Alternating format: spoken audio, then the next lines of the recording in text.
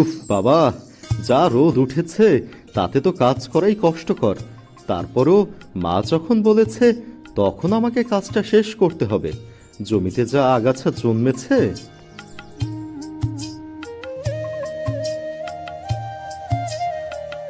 ইরা বিনু, রোদের ভিতর জমিতে বসে কি করছিস? জমিতে অনেক আগাছা জন্মেছে গো দাদা, এগুলো পরিষ্কার করছি। তা একা একাই করছিস নাকি তোর মাও আছে? তাকে তো কোথাও দেখতে পাচ্ছি না। না গো দাদা, মা এখানে নেই। আমাকে কাজ করতে বলে মা বাড়িতে গেছে। তা বেশ ভালো, কিন্তু বিনু, তুই এটা কি করছিস? কেন দাদা, আমি কি ভুল কিছু করছি? তুই তো শুধু জমির বাইরের আগাছা পরিষ্কার করছিস, জমির ভিতরও তো অনেক আগাছা। কিন্তু দাদা, আমার মা তো ওগুলো পরিষ্কার করতে বারণ করলো। তোর কষ্ট হবে এই ভেবে হয়তো বারণ করেছে, কিন্তু ওগুলো পরিষ্কার না করলে তো তোর মাকে আবার কষ্ট করতে হবে। হ্যাঁ দাদা, এটা তুমি ঠিক কথা বলেছ। হ্যাঁ রে, তুই কি চাস যে তোর মা কষ্ট করুক? না গো দাদা, শুধু শুধু আমি মাকে কষ্ট করতে দেব কেন? আমি এখনই এই জমির সব আগাছা পরিষ্কার করে ফেলছি। ঠিক আছে, তুই তাহলে কাজ কর, আমি বাড়ির দিকে গেলাম। বিনুকে এমন বুদ্ধি দিয়ে এলাম, এবার বুঝবে মজা। ভাগ্যিস মোহন দাদা একটা ভালো বুদ্ধি দিয়েছিল, তা না হলে তো গোটা জমির আগাছাই এমন অবস্থায় থেকে যেত, আর শেষ পর্যন্ত এগুলো পরিষ্কার করতে মাকে কষ্ট করতে হতো। আমাকে বুদ্ধিটা দেওয়ার কারণে আমি এখন এগুলো পরিষ্কার করে ফেলতে পারবো। মা আসার আগে তাড়াতাড়ি কাজটা শেষ করে ফেলি, এতে মা দেখে আরো খুশি হবে।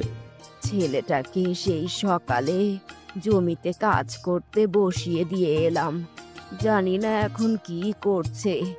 একবার গিয়ে দেখে আসি না হয়, এত রোদের ভেতর কাজ করা ঠিক হবে না।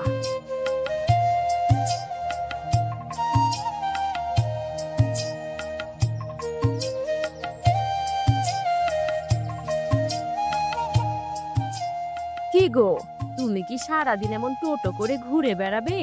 কোনো একটা কাজ তো করতে পারো। টোটো করে ঘুরে বেড়াচ্ছি কোথায়? আমি তো কাজই করছি। কাজ করছো না ছাই? এতক্ষণ কোথায় ছিলে বলো তো? কোথায় আর থাকবো, ওই বোকা বিনুকে একটু জব্দ করে এলাম। হ্যাঁ, তুমি পারো তো শুধু ওই বোকা বিনুর সাথে। কেন শুধু শুধু ছেলেটাকে ঠকাও বলো তো? আহা, তুমি রাগ করছো কেন? আমি তো ওকে ঠকাইনি, শুধু একটু জব্দ করেছি। একটু পরে ওর মা জমিতে গেলেই আসল মজা হবে। তোমাকে নিয়ে আমি আর পারছি না। মাঝে মাঝে ইচ্ছে করে সবকিছু ছেড়ে দু চোখ যেদিকে যায় চলে যাই।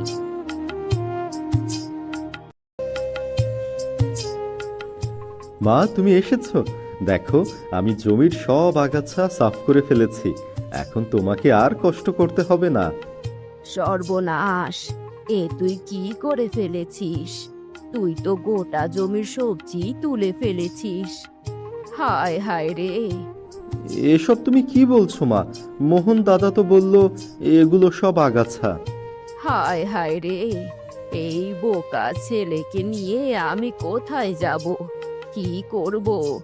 এই সবজি বিক্রি করে সারা বছরের খরচ চালাতাম, এখন কি হবে? এখন কি হবে মা? আমি কি উঠিয়ে ফেলা আগাছাগুলো আবার লাগিয়ে দেব? তোকে আর কিচ্ছু করতে হবে না, আমারই ভুল হয়েছে তোকে এই আগাছা তুলতে দেওয়া। এখন আমার সাথে ভালোই ভালোই বাড়িতে ফিরে চল। কেন মা, এখনো তো বেশ কাজ বাকি আছে, কাজটা শেষ করে যাই। তুই অনেক কাজ করেছিস বাপ, তোর আর কোনো কাজ করার দরকার নেই।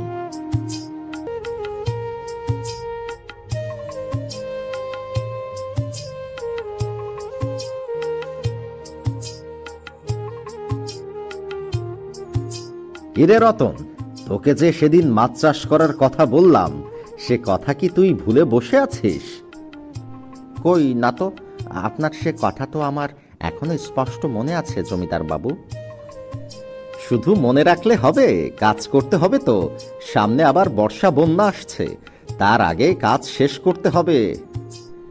কিন্তু জমিদার বাবু, একটা সমস্যা আছে। আপনার যে পুকুর, সেটা তো পচা কচুরি পানায় ভরা। ওগুলো পরিষ্কার করে তারপর মাছ ছাড়তে হবে। পরিষ্কার যখন করতে হবে তখন বসে আছিস কেন? লোক লাগিয়ে পরিষ্কার করে ফেল।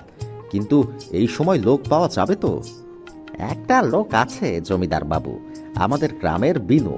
ও এমনিতে বোকা আছে, ওকে বেশ কম টাকায় কাজ করিয়ে ফেলানো যাবে। তাহলে আর দেরি করছিস কেন? তাড়াতাড়ি ওকে ডেকে কাজ শুরু কর। ঠিক আছে জমিদার বাবু, আমি কাল সকালে ওকে ডেকে কাজে লাগিয়ে দেব। এমন করে আর কতদিন শাক পাতা খেয়ে কাটাবো বলো? কতদিন হয়ে গেল পেটে মাছ মাংস পড়েনি। হাতে একটা টাকা নেই, মাছ মাংস কিনবো কিভাবে? সারাদিন শুধু চিন্তা করো কিভাবে অন্যের পিছনে লাগা যায়। এতে কি পকেটে টাকা আসবে? ঠিক আছে, কালকে দেখি কি করা যায়। যে করেই হোক কাল একটা কাজের ব্যবস্থা করতেই হবে।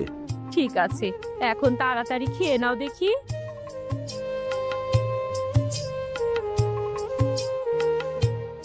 কই রে বিনু, বাড়িতে আছিস নাকি? এ বিনু! আরে রতন দাদা, তুমি হঠাৎ আমাদের বাড়িতে? শোন, জমিদার বাবুর পুকুর পরিষ্কার করার কাজ করতে হবে। তুই কি কাজটা করতে পারবি? জমিদার বাবুর কাজ যখন, তখন আর না করি কি করে? আমি কাজটা করব দাদা। তাহলে আর দেরি করিস না, এখনই আমার সাথে চল। আজকের ভিতর কাজটা শেষ করতে হবে।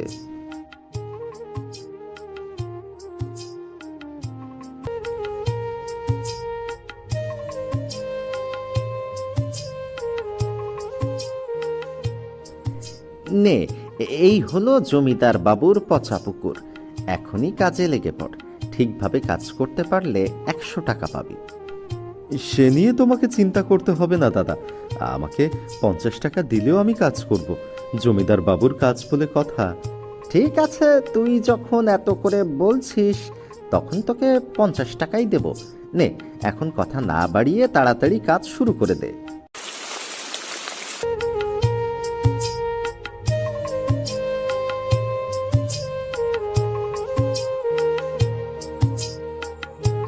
কিরে রতন, বিনুকে ঠিক করেছিস তো? ও কাজ শুরু করেছে তো? আমি ওকে পুকুর দেখিয়ে এসেছি, ও কাজ শুরু করে দিয়েছে। যাক, আজকের ভিতর কাজটা শেষ করে ফেলতে পারলে হলো। আজকের ভিতরেই কাজ হয়ে যাবে।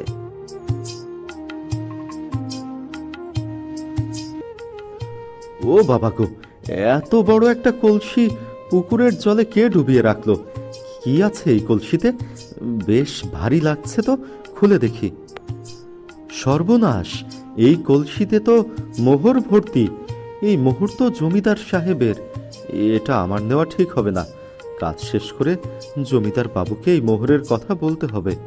জমিদার বাবু, আমি কাজ শেষ করে এসেছি। এখন আপনার পুকুর একেবারে ঝকঝকে পরিষ্কার। যাক, এত অল্প সময়ের ভিতর পুকুর পরিষ্কার করে তুই আমার বড় উপকার করলি। আপনার কাজ বলে কথা, দেরি করতে পারি? নে, তোর 100 টাকা, আর খুশি হয়ে তোকে আরো 50 টাকা বাড়িয়ে দিলাম। ধুর, সব মাটি হয়ে গেল। ভেবেছিলাম জমিদার বাবু আমার কাছে প্রথম টাকা দিবে, আর আমি সেখান থেকে 50 টাকা সরিয়ে নেব। কিন্তু এটা কি হলো? 100 টাকাই ওই বিনু পেয়ে গেল, সাথে আরো 50 টাকা বকশিসও পেল। জমিদার বাবু, আরেকটা কথা আপনাকে তো বলাই হয়নি। কাজ করার সময় আপনার পুকুর থেকে একটা মোহর ভর্তি কলসি পেয়েছি। কি বলছিস রে বিনু? মোহর ভর্তি কলসি? ঠিক আছে বিনু, তুই এখন বাড়ি চলে যা। জমিদার বাবু ওর কথায় কান দিবেন না। বোকা মানুষ, কি থেকে কি দেখেছে। না জমিদার বাবু, আমি সত্যি কথা বলছি। সত্যি আমি পুকুর থেকে একটা মোহর ভর্তি কলসি পেয়েছি। আচ্ছা বাবা, যদি কলসি পেয়ে থাকিস তাহলে সেটা তুই বাড়িতে নিয়ে যা। আমি ওটা চাইতে যাব না। যা এখন বিনু, জমিদার সাহেব তো বলেই দিল ওই কলসি আর তোকে দিতে হবে না।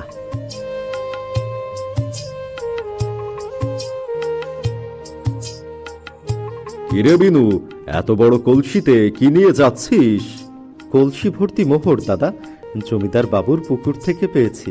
তাকে বললাম, কিন্তু সে নিল না। কি বলছিস রে বিনু, কলসি ভর্তি মোহর? হ্যাঁ গো দাদা, জমিদার বাবু আমাকে নিয়ে যেতে বলল, তাই তো নিয়ে বাড়িতে যাচ্ছি।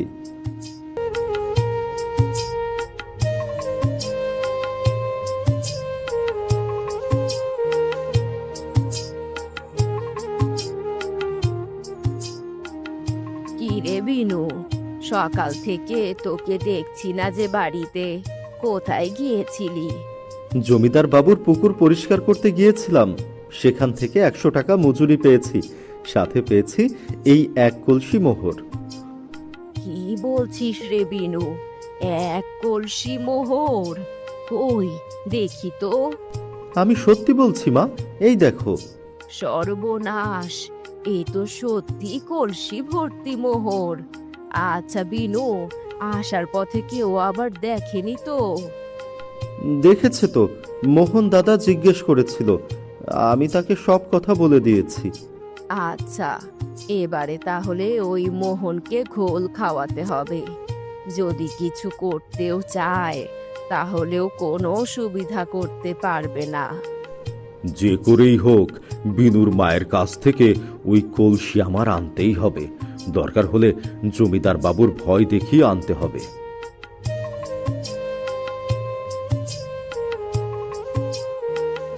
কি গো দিদি, শুনলাম জমিদার বাবুর পুকুর থেকে বিনু নাকি একটা মোহর ভর্তি কলসি নিয়ে এসেছে।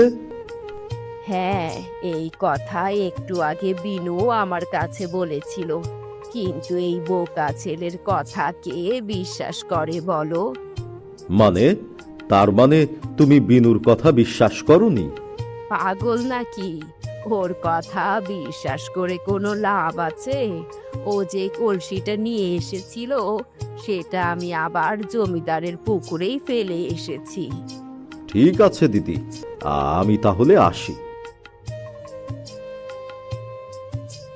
বিনুর মা তো বলল এই পুকুরেই ওই কলসিটা আবার ফেলে দিয়েছে, আর কেউ খোঁজ পাওয়ার আগে আমাকে এই পুকুর থেকে ওই কলসিটা তুলে ফেলতে হবে।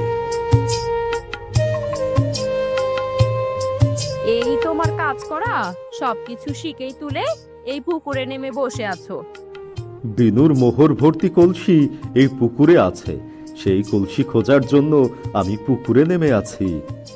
এবার মনে হচ্ছে তোমার মাথাটাও বিনুর মতো খারাপ হয়ে গেছে। তা না হলে কেউ দুপুর থেকে পুকুরে নেমে থাকে?